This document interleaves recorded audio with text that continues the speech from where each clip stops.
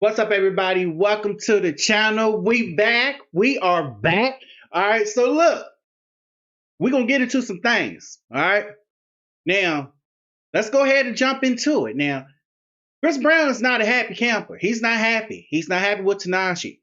You know what I'm saying? He had a lot to get off his chest. You know what I'm saying? A lot to get off his chest with Tinashe. All right. Tinashe was on a podcast called Zach Sang Show. And she was asked about working with R. Kelly and Chris Brown. And she said that she was embarrassed with working with R. Kelly due to the abuse allegations against R. Kelly and him being a pedo and, you know what I'm saying, all the things that's been going on with R. Kelly. And she said she's embarrassed that she ever worked with him, you know what I'm saying, and that the label basically pushed her to work with R. Kelly. All right. Basically, she was telling Zach, like, hey, the label was making decisions on who I collab with. And she was basically saying that she didn't have a say in that. And she was also asked about Chris Brown. She brought up Chris Brown, for instance. She talked about how it was a pop song, her and Chris Brown collab. They did a song together. And that she felt that Chris wasn't the one for the song, but the label wanted her to work with Chris because she needed that support. She needed that push from a well-known artist at the time.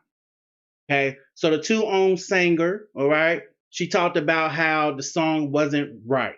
So I want y'all to hear part of this podcast clip, and then I come back with my commentary, and then we'll see what Chris Brown had to say. But I want y'all to hear what she had to say about Chris Brown, which, in my opinion, I don't think she said anything wrong.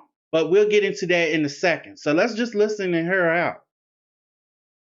Attached to things that felt labely, would you put in that category the songs you did with R. Kelly and Chris Brown? Oh, you think I wanted?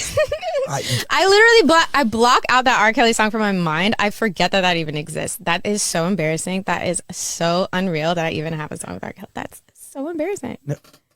Like, yes, that was labeling. Yeah, knowing you, it actually like hurts me that like somebody put you in that position. And I was so young too, which is crazy because I feel like I did that song when I just signed to that label. Like I was probably like 20. Yeah, that's crazy. And I think the public perceives it as you doing that willingly and not understanding that like you lack a lot of control in that situation. Oh yeah, of course, yeah, you do. 1,000%. If any, like you probably like. And especially when it comes to singles, like, for example, that song with Chris, that was a song that I put, you know, a lot of, like, we all wanted it to be, like, this big moment, this big single. So I feel like in their mind, they were like, you need this support. And he was, like, their biggest artist that they had on rhythmic radio at the time. And to me, I was like, well, this is a pop song, so I really don't feel like we should put Chris on it. Like, that I don't, like, that doesn't compute to me. But I don't know. Your computation was 100% correct. I don't know. Thanks. I don't know. Hindsight's 2020. Okay, well, Chris didn't like that. He didn't like that at all. So here's what he had to say. His first post was, he had posted this to Instagram. He said, name 5 Tinashe songs or die. Everybody dead. Okay, so that's what he put. And then he said this.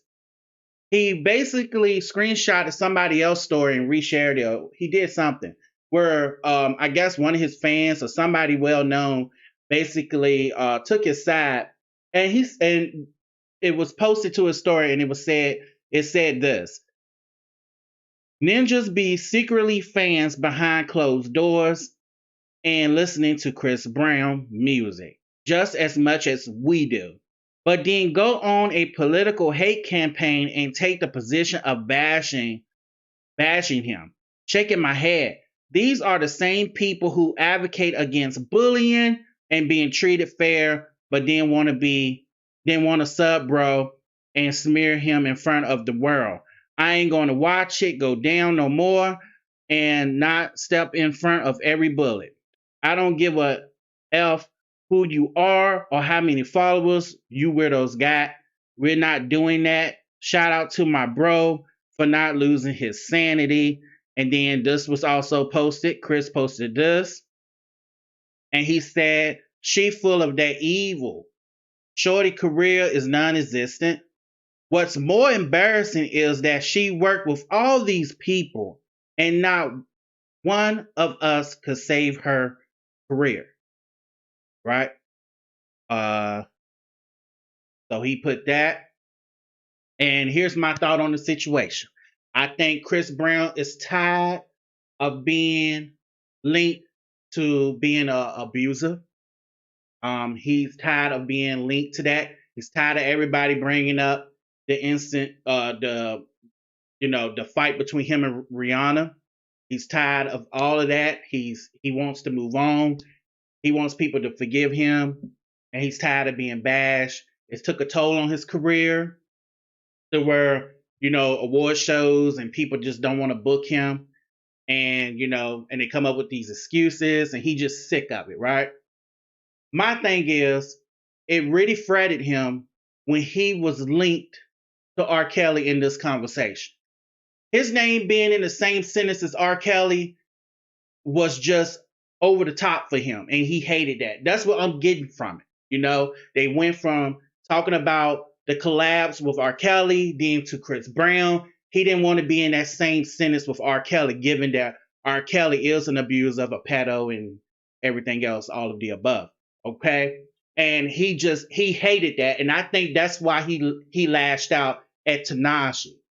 Okay? That's why I think he did that.